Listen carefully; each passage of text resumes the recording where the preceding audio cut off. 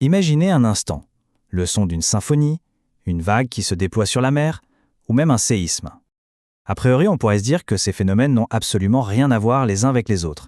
Et pourtant, ils sont tous gouvernés par un seul et même principe fondamental. C'est assez fascinant et on va décortiquer ça ensemble. Alors oui, qu'est-ce qui relie un son, une vague et un tremblement de terre? C'est la grande question. Eh bien la réponse tient en deux mots, une onde mécanique. C'est le concept clé qui va nous guider tout au long de cette explication. Allez, voici le programme.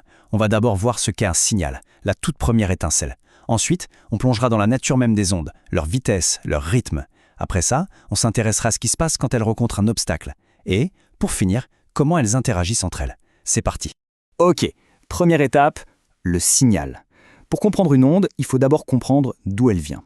Et tout part de quelque chose de vraiment très simple, une perturbation.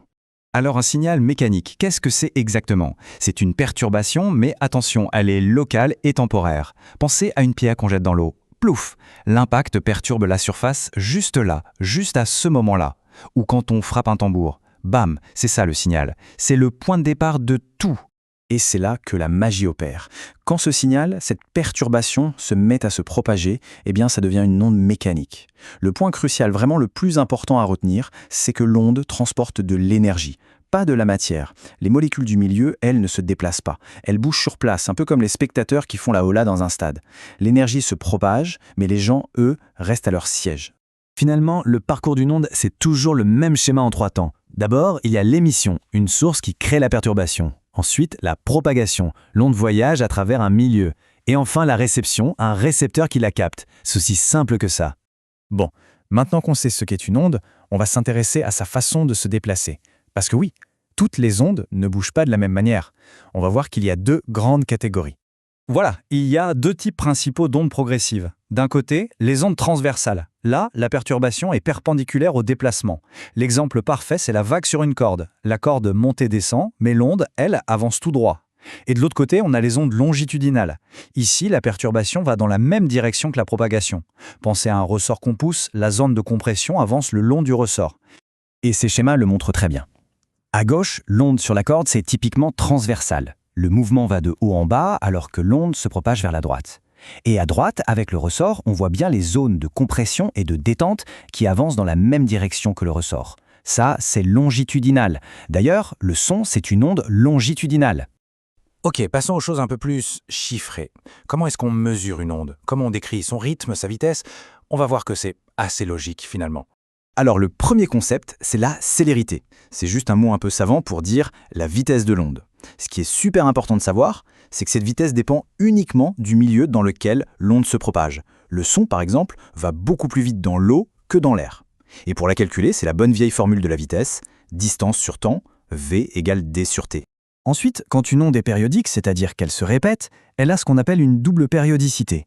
Il y a la période temporelle, grand T, c'est le temps que met un point pour refaire un cycle complet. Et il y a la période spatiale, qu'on appelle la longueur d'onde, lambda. Ça, c'est la distance entre deux points identiques, par exemple entre deux sommets de vague. Et logiquement, lambda, c'est la vitesse fois la période, donc V fois T. Maintenant, si on prend une photo d'une onde, comme ici, on voit bien que tous les points ne sont pas dans le même état au même moment. Certains sont en haut, d'autres en bas. Cette relation entre les points, c'est ce qu'on appelle la phase. Regardez les points M1, M3 et M5. Ils sont tous au sommet d'une crête. Ils sont parfaitement synchronisés. On dit donc que ces points M1, M3, M5 sont en phase. Ils vibrent à l'unisson.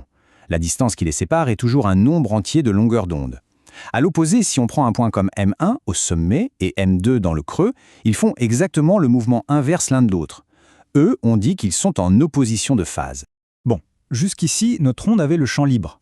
Mais que se passe-t-il quand elle rencontre un obstacle? C'est là que ça devient vraiment intéressant. Il y a trois phénomènes principaux.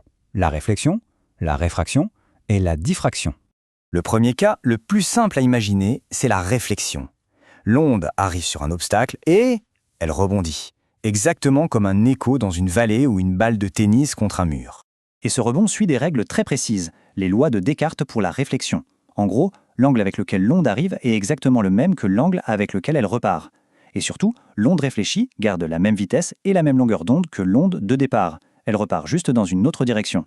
Deuxième phénomène, la réfraction. Ça arrive quand l'onde passe d'un milieu à un autre. Par exemple, la lumière qui passe de l'air à l'eau. Et là, attention, contrairement à la réflexion, presque tout change. En changeant de milieu, l'onde change de direction, elle est déviée. Mais elle change aussi de vitesse et donc de longueur d'onde. C'est l'effet qui fait qu'une paille dans un verre d'eau a l'air cassée à la surface. Et le troisième comportement face à un obstacle, c'est la diffraction. C'est la tendance qu'a une onde à contourner un obstacle ou à s'étaler après être passée par une petite ouverture. C'est un phénomène très important. C'est grâce à ça que le son peut passer les portes et qu'on entend quelqu'un dans la pièce d'à côté, même si on ne le voit pas.